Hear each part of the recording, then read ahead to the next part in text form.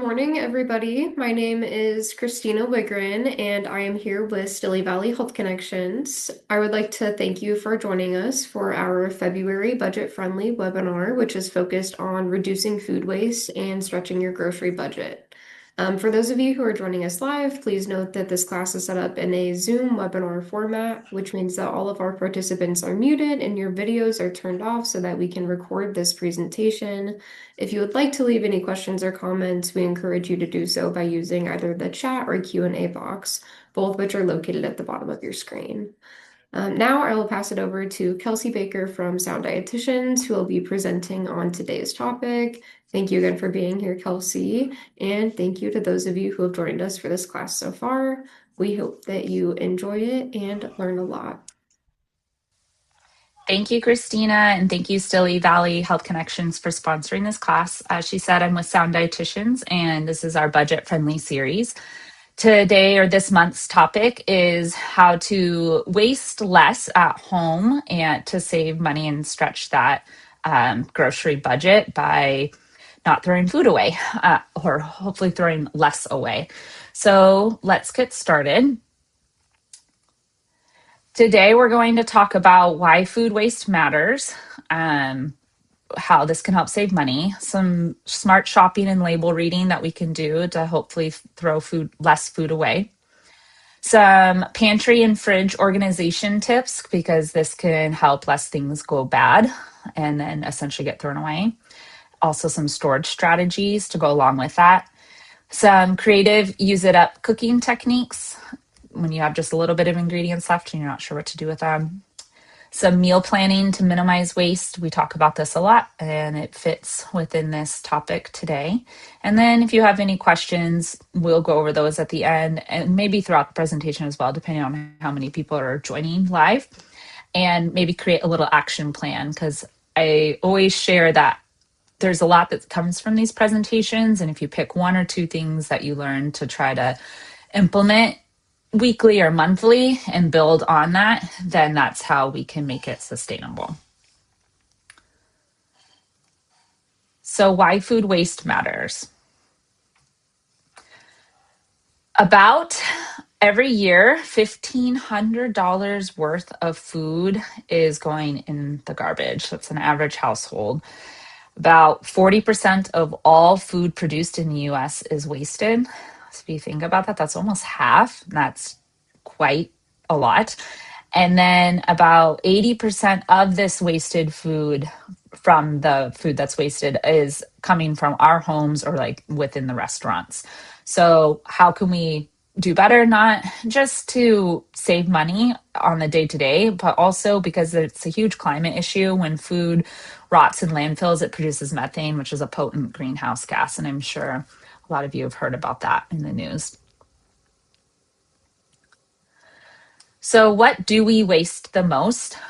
Usually it's the fresh produce that goes bad the fastest. That's probably pretty obvious to most of you, just because when we go buy those fresh fruits and veggies, you have anywhere from 2 days to maybe a week, depending on what it is, to use them up. I mean, there are some like carrots, onions, and apples that will last a lot longer. And I've talked about in past presentations, kind of always making sure you have those ones on hand, as they'll last for a couple weeks. But like your leafy greens or your fresh berries, or some certain like kind of just softer vegetables, those tend to just go bad pretty quickly. So how do we keep eating those and keep them in the rotation, but not be throwing them away? And we'll cover that.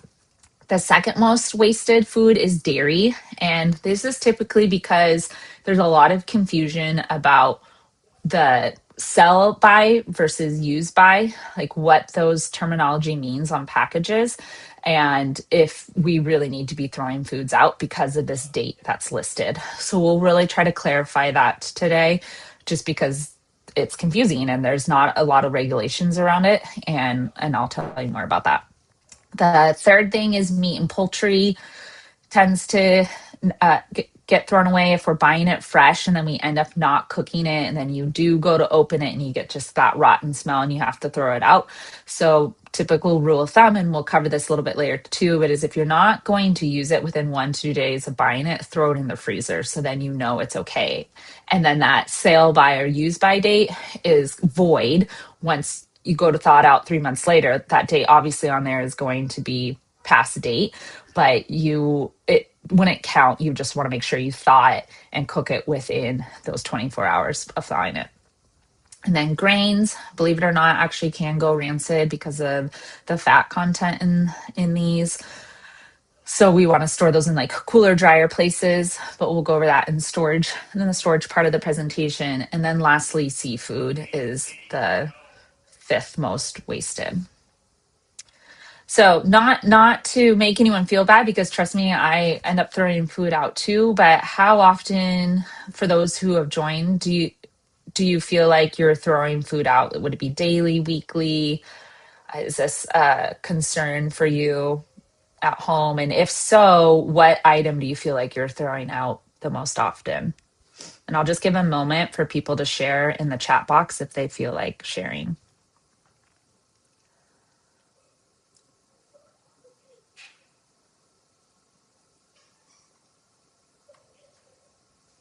Okay, so when I feel like for me it's probably like my green leafy vegetables if I don't get through them, if I overbought, or maybe an item that I made and then like the leftovers for some reason of it aren't getting consumed. And so what I should have done is either made a smaller batch in the beginning or right up front freezed half of the batch. So if for whatever reason my family's not going through it, then I at least have it for later to thaw out and not throwing it away. Let's see what I think we're getting some comments. So a lot of people are saying vegetables. Someone said that weekly, they end up throwing rice out a lot. I feel like that'd be common too if you're batch cooking it and it sits. Milk, I hope to clarify that one. Someone just threw out an avocado. Oh, avocados are so frustrating. I feel like they can sit on your counter for so long just trying to get them to ripen up, and then they've gone bad. Definitely leftovers going to waste and berries going bad. Yeah, berries can be very, very tricky. Vegetables and milk and leftovers too. Yeah, so it sounds like we kind of all share the same conundrums with food waste. And I'm curious, for those who have to throw out milk, is it because of the date that you see on the container, or is it because it has like that sour smell?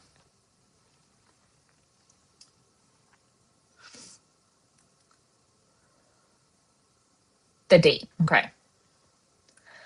So I'm going to encourage, yeah. So that's very common because these date things can be confusing. My, I mean, my rule of thumb. Well, we'll wait till we get to that point. But hopefully we can use some other senses. But thank you everybody for sharing. And let's see what we jump into next. So this is smart shopping and label reading. So we'll cover these confusing labels.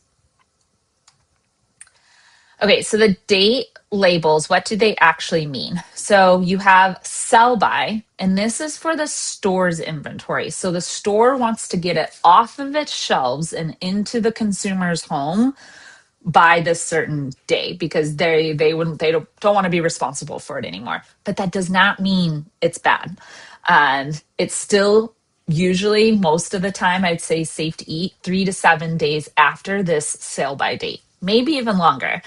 I think some of the trickier ones might be like a juice, something that could possibly ferment. So I always tell people to use that sense of smell I know some of us have lost it, but if you have a good sense of smell, like use that sense of smell, and then you could take like with juice, like a little taste and see if it's turned over.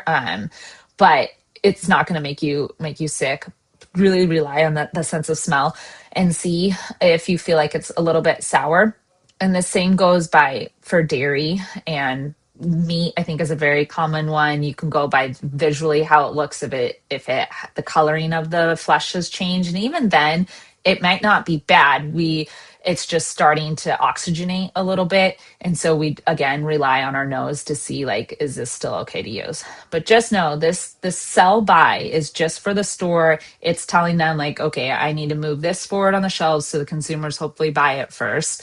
Even though I would tell you as a smart shopper to like reach for the back. I'm always that person reaching for the very back. My husband makes so much fun of me because I'm trying to get the one with the longest shelf date on it that maybe was just freshly stocked, and that way can be in your fridge longer. But just remember that the sell by date does not mean you need to throw it out if you're past that. Now, best by or best if used by, you'll see this language on containers. This is the peak quality date. So this is when they're saying this is going to taste its best. After this date, you might start to lose some of the flavor of this particular item. So it's not a safety date. It's set by the manufacturer of that food company saying like, okay, eat it by this day because we know it's going to taste the best by this time, and after that it may or may not, so don't judge us. But it's often safe for weeks after. Just check for spoilage signs. Some of like if it is a more perishable item, then you might like see if it's been like hummus, like a container of hummus, like you'll see best if used by on there, but it could last in your fridge for a long time. If you go and you break that seal on it, then it could oxygenate a little bit more. And then you just want to always kind of check, like, has any mold started growing on this? Is there a different smell? So always look and know that the taste might be a little bit different if it's after this date that's listed, but know that it doesn't necessarily need to be thrown out if you're not seeing any other signs of spoilage. And then someone shared, for heavy cream or half and half, I don't buy it that often, so it's easy for it to go bad. I tend to freeze what was left over after using it and recipe and a little. Yeah, this is true. I find this too with the heavy cream because it calls for like 1/4 cup or half cup, and then you don't use it again. And freezing, you can totally freeze your dairy. This is great, Christina, and then use it later. Also with the dairy is you're probably seeing this use by date. And so the use by date, or you're seeing sell by date. But the use by date is the only date tied to safety. And this is mostly on baby formula and some deli meat. So excuse me, this isn't on dairy. This use by date is a truly safety issue. And this is one that we'd want to take seriously and not consume past. Dairy products are going to have this sell by date. So if people are seeing dairy products like your milk or your half and half, your heavy cream, and it says sell by March 5th, I would argue it is okay to consume past March 5th. If for some reason they're having this use by date on there, then you want to take it seriously. But really, this is the only one that's regulated by the FDA that is required to be on the baby formula and then some deli meats to make sure nobody gets sick. So hopefully that clarified up. But back to Christina's comment about the half and half. If you could, I would say I've opened up milk or half and half and it's been in my fridge for like a week or two and it's still okay. As long as it was kept, and we'll talk about storage in a really cold part of the fridge. But if you know there's really nothing else you're going to use it for, then absolutely freeze it up and then you can thaw it out and throw it in a soup like Christina was sharing. Thank you. So shop like a pro, a no waste pro. So we've talked a lot about what this looks like with prepping, and it's really important. I don't, for those of you who have joined, this might be repeat, but it's a good reminder, is to make a list and stick to it. Impulse buys are the number one cause of wasted produce. So when we're going through the grocery store and we're like, oh, those not apples, that wouldn't be good. Those berries are on sale. Like, let's say it's like buy one package of blueberries, get one package of blueberries free. Like I see that during the summer months. But you got to ask yourself, am I really going to go through that many fresh blueberries? Or do I have the time to like freeze up half of these right when I get home, knowing that I'm not going to go through them and I don't want them to go to waste? So this is where we get in trouble, is when if blueberries weren't on the list and then we end up seeing them because they were on sale or they're on a fancy display. just try to avoid it. If you don't need what's on your list, or it's not something that can last longer in on shelf space, or like a longer lasting produce like apples or carrots or something, try to just stick with what you have so we don't end up throwing food away. Do a quick audit before you shop. So look in your fridge, look in your pantry, look in any cupboards or drawers, and see what you already have, and then build your meals around what you have. So this cuts down on buying a whole bunch of new ingredients and your grocery bill just being bigger for that week. It also helps you use what you have so it's not sitting there for a long time and going to waste and then eventually having to throw it out. So trying to just keep things rotating through by doing a quick audit and planning your meals based off of what you already have in the house. Buy only what you need. So bulk isn't always better if half gets thrown away. I would say this happens often, like when people go to like the bigger bo- box item stores like Costco or Walmart, where you can buy giant tubs of, let's say, yogurt. But maybe you're not going to go through that. And even though it is the better deal, if you're throwing half of it away, then it's not for you or for your household. So trying to buy the bulk items that are shelf stable for a really long time. I think this also goes for the vegetables at Costco. If you don't have a larger household or you don't plan on freezing stuff right away, if you're buying the fresh, I feel like this is where a lot of people tend to get in trouble and end up throwing away half a bag of spinach or half a bag of the shredded Brussels sprouts or the salad mix or whatever it is that they have. So either have a plan in place to freeze it up quickly, or buy the stuff that's already frozen, or just buy the smaller amount that you'd use for that week from the grocery store. And then you want to shop by the number of meals. So plan 5 dinners ahead of time and then buy exactly 5 dinners worth of protein. Unless you have freezer space where you can throw your extra protein in the freezer. If you overbuy because something's on sale, but you don't have a way to freeze it up, or you run out of time and you're not going to use it, then having to throw away protein products, especially if they're meat based, is going to be really expensive and a lot of money just down the drain. So we really want to try to avoid that. And this all goes back to making a list and making a plan before you go to the grocery store. Choose ugly produce. So some grocery stores like Grocery Outlet, or even at some like farmers markets as spring and summer's coming around the corner, you can get bins of produce that maybe doesn't look so pretty, but it costs a lot less. And because they're selling to grocery stores that require it to look a certain way, because we are visual eaters, and that's totally normal. But just know that it's going to taste the same and be the same once you like chop it up or cook it up or wash it. There's also like local community CSA boxes for ugly produce if you're okay with that, and having it just brought to your house, and then you discover new items as well, but they just aren't going to look as pretty as the ones on the shelves at the grocery store, but they could be just as fine. Also, if some of your produce has started to turn but not go bad, like just start getting a little wilty, or like the skins are a little wrinkly, this doesn't mean it's bad. It just maybe isn't going to have the same crisp or crunch, and we need to use it a different way. We're not going to eat it raw. We're going to throw it in a smoothie. We're going to saute it up, whatever it is. It doesn't have to be thrown out if it starts turning less pretty in your fridge. Just check that there's no mold or anything like that growing on it. Embrace the freezer aisle. Frozen vegetables and fruit, when they are packaged, they're picked at their most ripe point and then quickly frozen. So you're getting something that's extremely nutrient dense, and it has like the best flavor quality to it. Yes, when you're thawing out berries, they're not going to have the same texture as like a fresh berry. But if you're eating them frozen, or you're okay with that texture change, a very great option, and it lasts for months and months and months in the freezer, and you only need to pull out exactly what it is that you need to use. Frozen vegetables, you can roast them up, you can throw them in soups, and they'll cook up just the same way if you were to cook them up.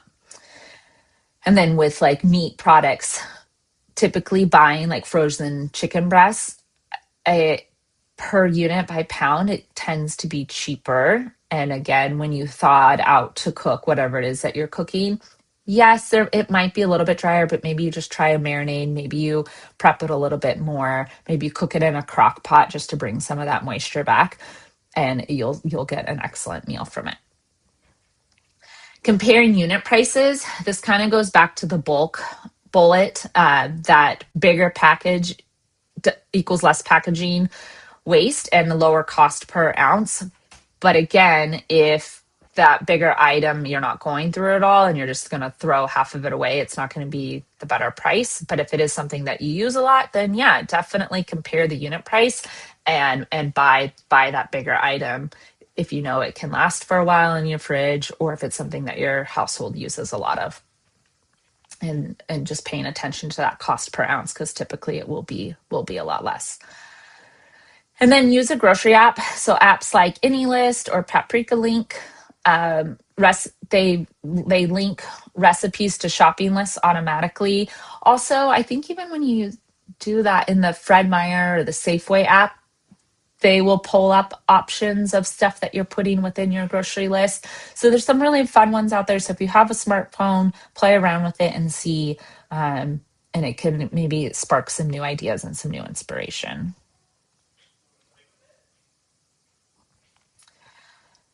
Robin shared that Trader Joe's has a shelf-stable whipping cream in a small box. I keep it for baking. I had no idea. That's awesome. If you do baking and it's calling for some kind of dairy, that's great to know.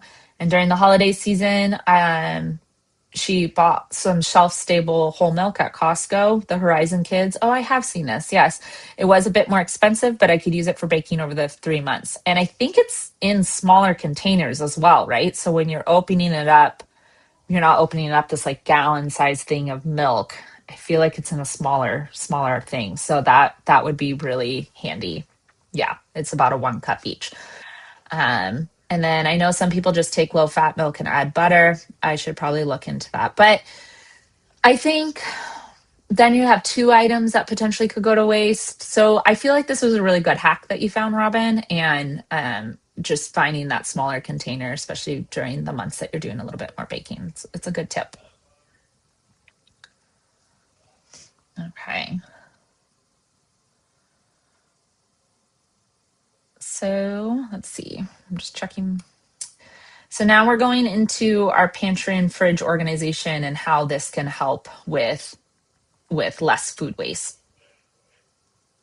So the FIFO method, first in, first out. This was drilled in my head all through school and working in restaurants, but we can also use it in our own homes. And it's just basically how you store food in your fridge to make sure that you're using the older items first. So you get your new groceries and you go home. And then let's say you still have containers of like a half a container of milk but maybe it's in a cardboard box so you can't really see how full it is. And then you have a new one, especially if you have other people in the house who maybe don't pay as close of enough attention. I may be speaking from experience here.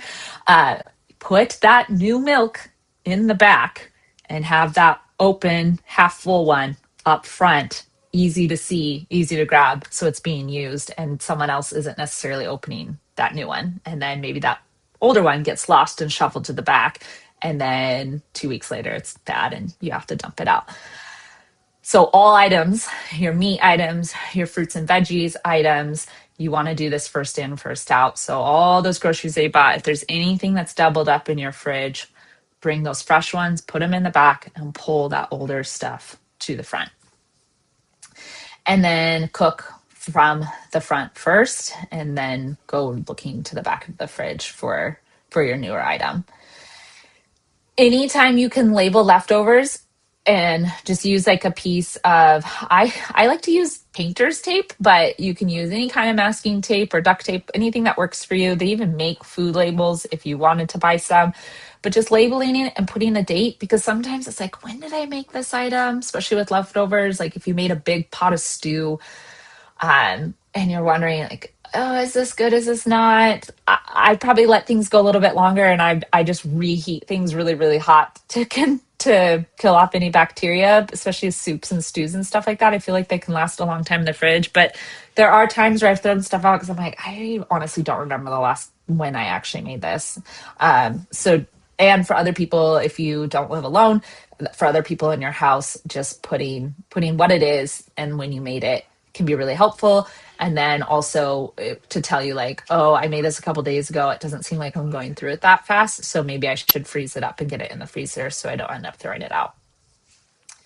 And then when you can, maybe when you're meal prepping or you're making your grocery list, and you're doing just a quick audit of like what you have to decide what it is you're going to make that week. Also do an audit to see where things are with their dates, and when you maybe opened it last, and is this something that potentially could go bad sooner than you thought, and then maybe make a plan to use it up within your meal planning.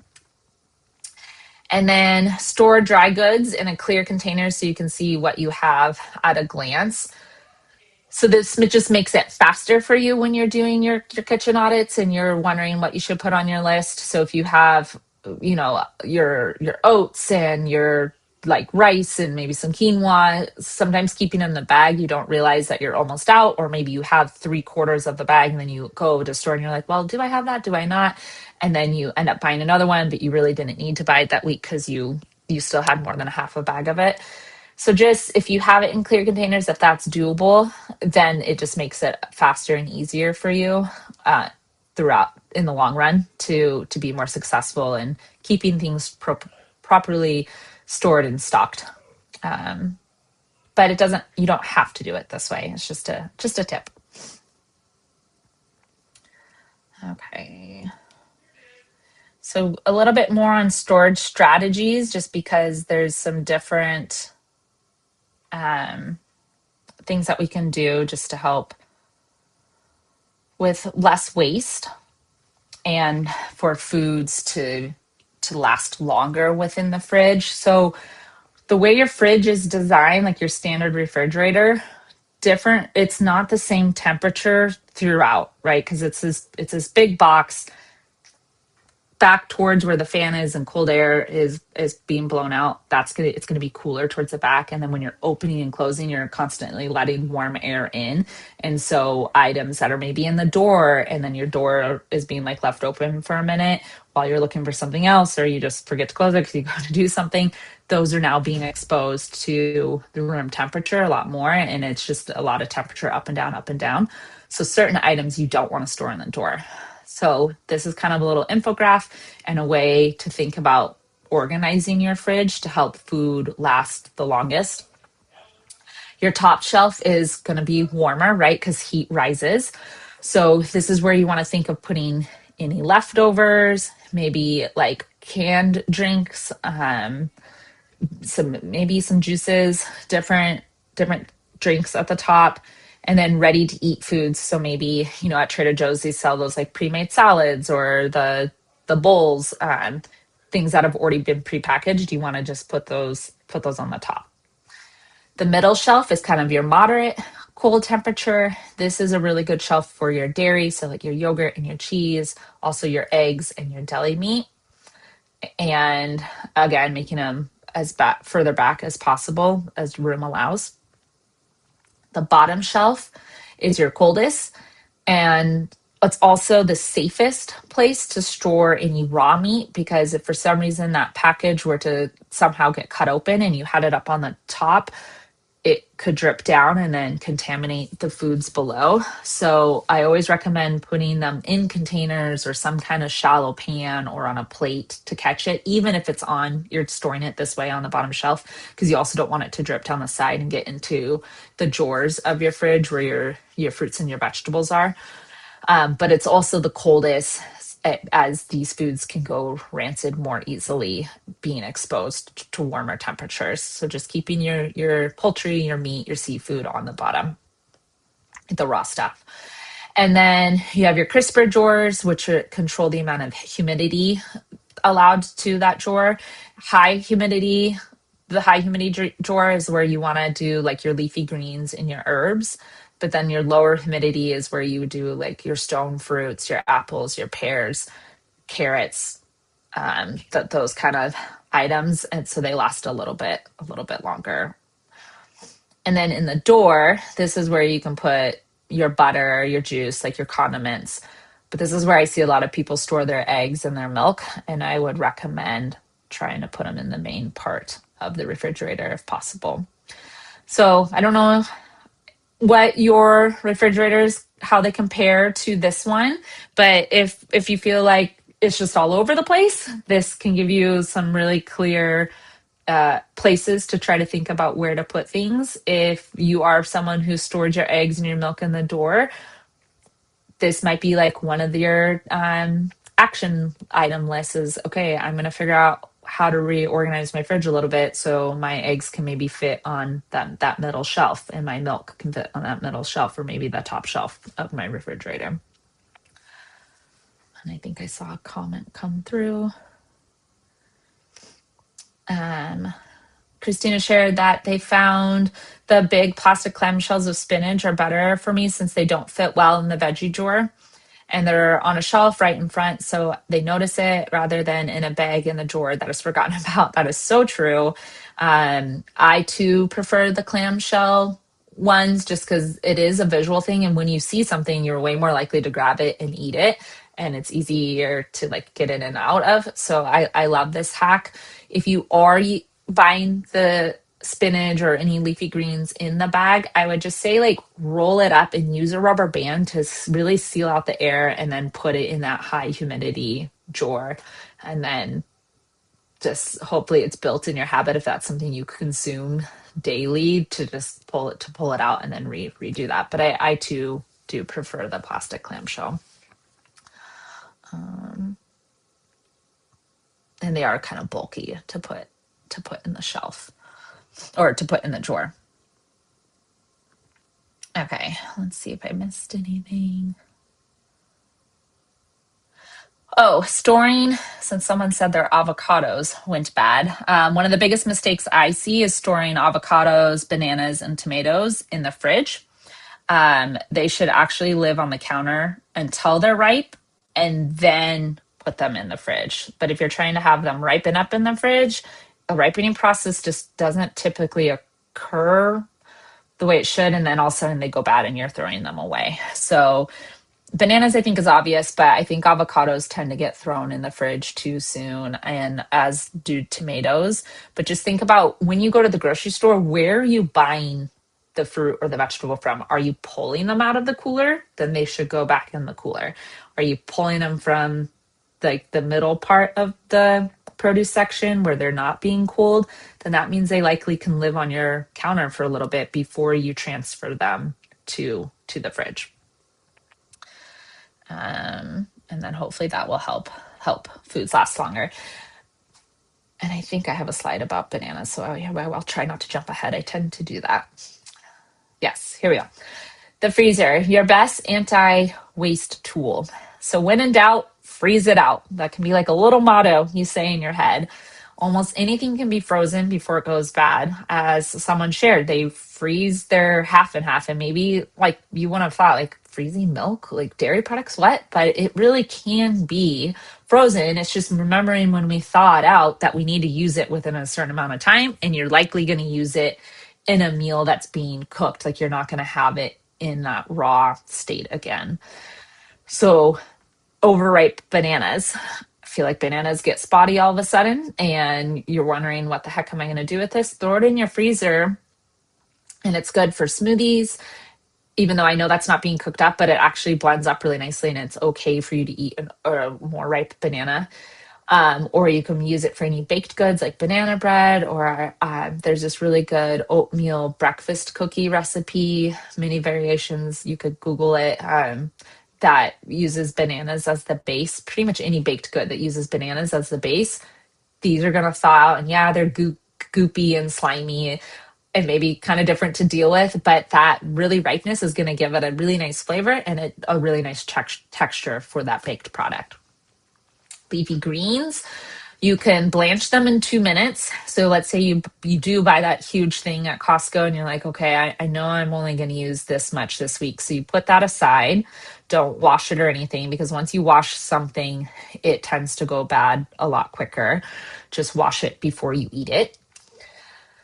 But if you're back to my point, if you're going to put some of those leafy greens in the freezer right away, you could blanch them, cool them, and then freeze them so you can use them in soups, smoothies, or stir fry. I honestly, this is the proper way to do it. I honestly just bag it up and throw it in the freezer because I know it's going to be added to something that I'm not expecting to eat it as its raw form. I'm going to be either cooking it or blending it up. And so it really doesn't make a difference to me. But I guess this would be if it's not pre-washed. Like let's say if you're buying it in the refrigerated section and it's not pre-packaged where they say it's been washed 3 times, then this might be why you would want to do this. So you know you're not transferring any bacteria to the freezing process. So that would be a reason to do the blanching. But if you're doing it from one of those bags or containers, I would say you could just throw half of it in a Ziploc or some kind of storage container and just get it in the freezer. Bread and tortillas. My family, we don't go through bread. Like we go through phases where we'll eat a whole loaf in a week and then I'll go buy another loaf and it's just sitting on the counter. I'm like, okay, I guess no one's eating bread this week. So I throw it in the freezer and then if someone asks like, oh, I want a piece of toast, just pull it out, the slice, stick it in the toaster, and then it comes out perfectly fine. If you're wanting to eat it just as soft, regular bread, probably doesn't thaw out as well. It might have a bit of a drier texture, but it definitely works if you know you're going to toast it or cook it in some way. Sauces and soups, if you're going to make like a big batch of spaghetti sauce, let's say, but maybe you only have it, maybe it's just you that lives in your household or one other person. I think this is a really good hack of using a muffin tin or one of those silicone tins there because those makes it really easy to pop frozen items out, but freezing up in these smaller batches and then cubes, keeping those so then you're only thawing out 1 or 2 or 3 however many you need for yourself, so for single portions or if it's just you and one other person in the house. This way you can still batch cook something, but then you're not having to thaw out a really large portion for just 1 or 2 people. I think this is a really good trick. And then hard cheese and citrus. This might be one that you don't think about using the freezer for, but it is doable. My mom goes to Costco. She lives in Eastern Washington, and she has to drive like an hour to get to Costco. And so she buys these big bulk items, but obviously it's just her and her partner. They're not going to go through things that quickly. So she will buy those big shredded things of cheddar cheese and she'll throw it in the freezer and then just pull out what she needs, and then when we come to visit, like, she pulls out more, and I'm actually surprised of how good it still tastes, and how well it thaws out. So yes, cheese can go in the freezer as grated. Zest from your citrus, you can freeze in trays with juice, so you have ways to thaw out these little cubes to add. If something calls for lemon zest or just lemon juice, you can thaw out a cube and that can be your lemon juice. So even the peels of our citrus can be saved and not go into the garbage. Okay. So what are some cooking techniques that we can use to have less food waste? There's a few. You can turn scraps into free, flavorful broth in under 30 minutes. So if you're making a lot of soups or you use broth for different dishes, it doesn't necessarily have to be for soup. There's different recipes out there that call for broth. But keep a Ziploc bag in the freezer that you just add your scraps to. Add your onion skins, add your carrot peels, your celery tops, any herb stems, some leeks, mushrooms, whatever it is, just keep kind of collecting.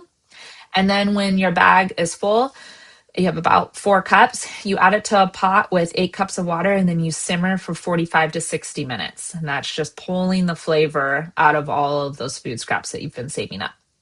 And then you can add a bay leaf if you want, some peppercorns, fresh parsley. If you have them, don't go out of your way to go buy them.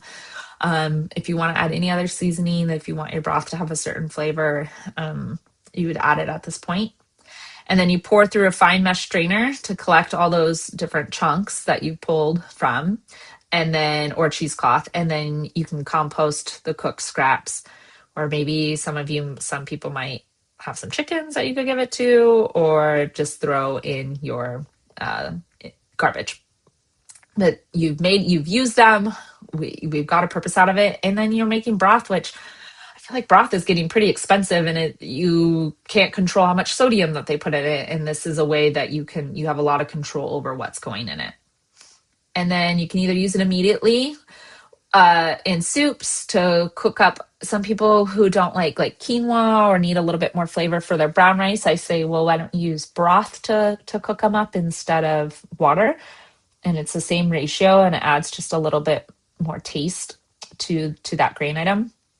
You can add it to sauces, or again, freeze in your mason jars, in the ice cube trays, or in a different kind of soup container. And it keeps for 5 days in the fridge, or about 3 months frozen.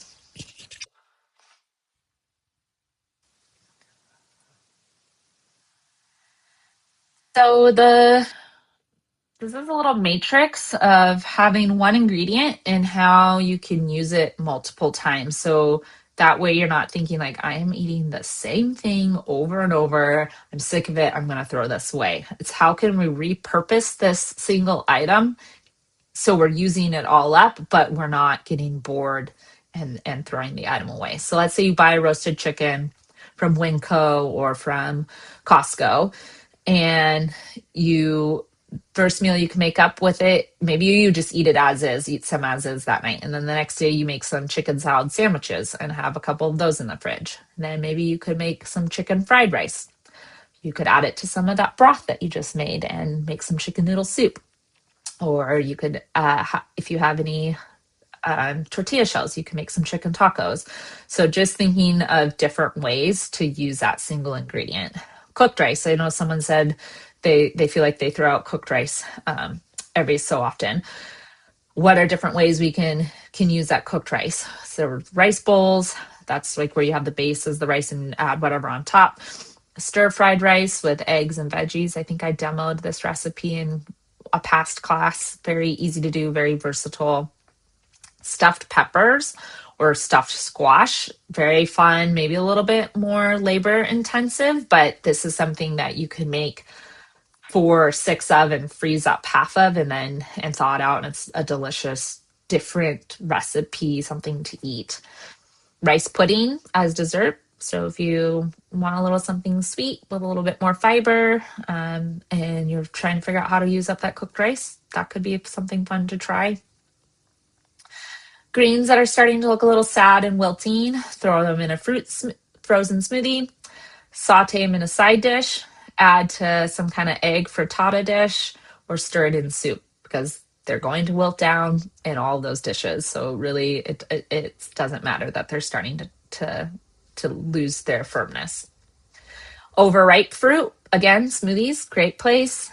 Baked muffins and bread. Bananas aren't the only things that need to go in a baked muffin or bread. I've seen blueberries or raspberries or something like that added that are maybe a little too soft to eat, and you have gotten too ripe to throw in the freezer. So now we should just bake them up into something. Also, baked oatmeal. I encourage people to Google baked oatmeal recipes. This is a great place to throw in fruit and very easy, versatile dish to eat throughout the day. Chia jam, another really fun, delicious item to make from overripe fruit, and super simple. You would take your overripe fruit, put it in a little simmer pot, add 1 to 2 tablespoons of chia, and then a little bit of, if you have it, some lemon juice or orange juice, just like maybe like 2 teaspoons.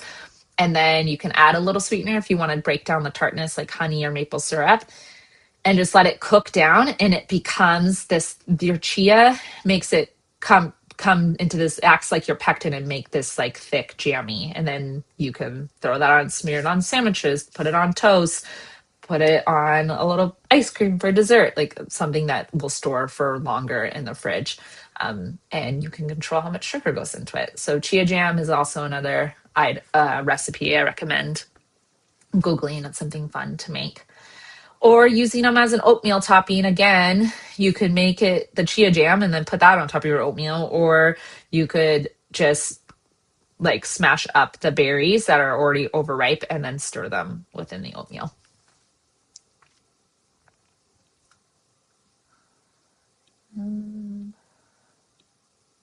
Here. The ice cube tray trick is a favorite. I use it for broth, like in the presentation, but also tomato paste. That's great.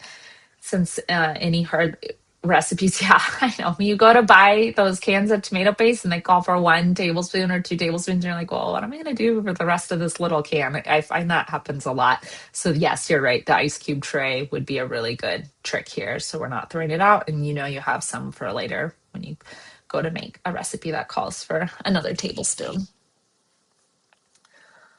Let's see.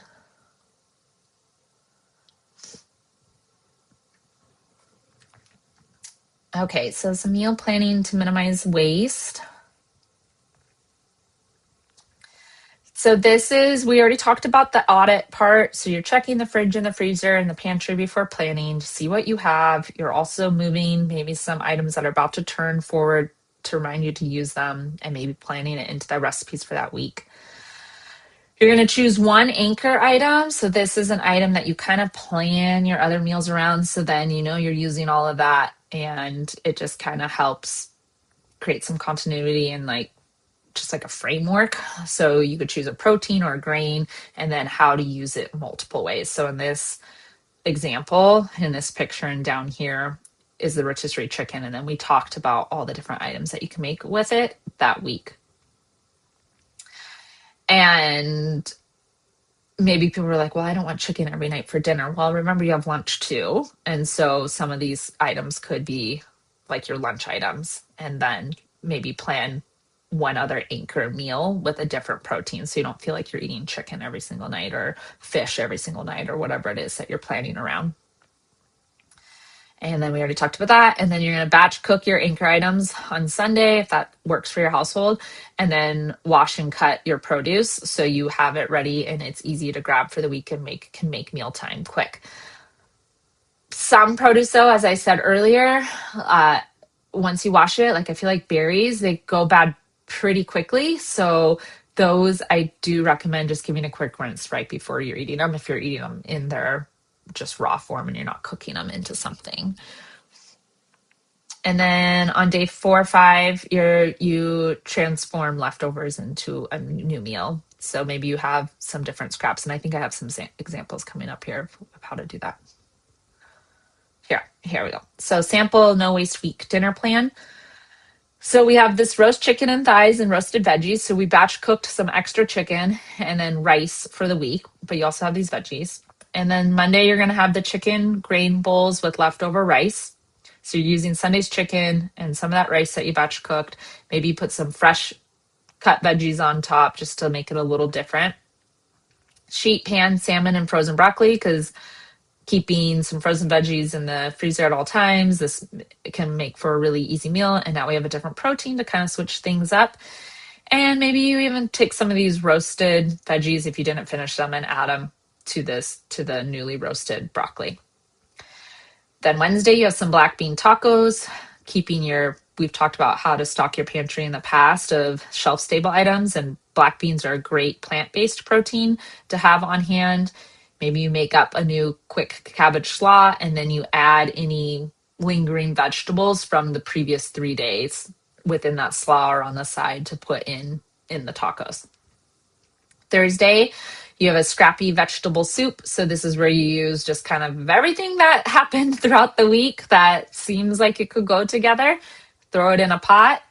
You maybe use that homemade broth that you made, and then have some bread with it, or maybe you cook a different protein or whatever you'd want to do on the side of your soup.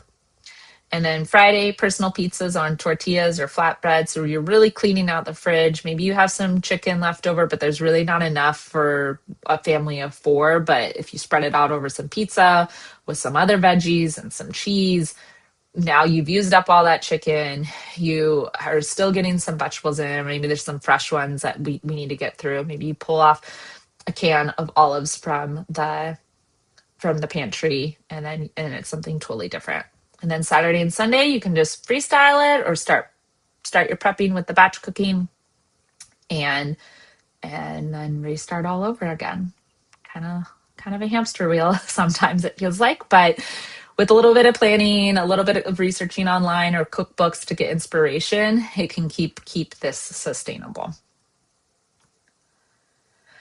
So how do we put this into practice? So there was a lot, right? So pick just 2 or 3 strategies to start. Small, consistent changes add up to big savings. So maybe this week, practice that fridge audit. Spend 5 minutes cleaning out your fridge, move older items forward, toss or hopefully cook anything you can that's past its prime. If there's some items that are going to turn to past their prime pretty soon, throw them in the freezer. Maybe label something, starting to get into the practice of that. Freeze before you lose, or talked about that. Do plan one anchor week. So maybe this is something you think about over the next month. Okay, I'm really going to sit down and think of 2 proteins or 1 protein and then plan something around it. Or maybe you make that scrap stock. Maybe you start collecting items and practice making that stock and see how it turns out if you haven't done this before. So lots of different ideas. Just pick 1 or 2 and start getting it into the rotation, and then it becomes habitual. So thank you for joining me today, this morning. To hope you learned some tools to waste less, save more, and eat better every week. Remember to read date labels with confidence. What's the difference between the sell by, use by, best by, and know that the only one we really have to worry about is the use by, and remember that that's usually on baby formula and some deli meats. Use that sniffer. Organize your fridge and pantry with the FIFO method. Freeze and store food before it goes bad. Transform leftovers into new meals. Plan anchor ingredient weeks to minimize waste. I think there's one more comment here. Thank you for joining. And I do believe recordings are being sent out. Christina sends them out. But if anyone has any questions or comments, I thank you for participating today. I love when people use the chat box. Kind of creates community, and so people don't feel bad because we're all struggling with the same things in the kitchen. Perfect. Well, thank you so much, Kelsey, for a great class, and thank you to those of you who joined us. The recording will be sent out by this afternoon. It'll be sent out to the email that you registered for the class with, so please keep an eye out if you are wanting to rewatch any parts of this class. Um, Otherwise, our next session of the Budget Friendly series will take place on Tuesday, March 24th at 10 a.m., and that will be on making the most of leftovers. So we're looking forward to that class, and we hope that you join us there. As you're leaving today's Zoom, please note that there will be a quick 6-question survey that pops up on your screen. So if you have any suggestions for future classes or any ideas, we would love to hear them. Please leave those in the survey after this class.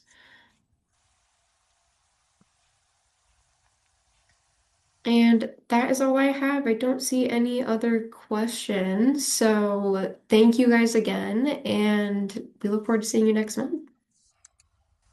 Okay. Thank you, Christina. All right. Bye, everyone. Thank you, Kelsey. Bye.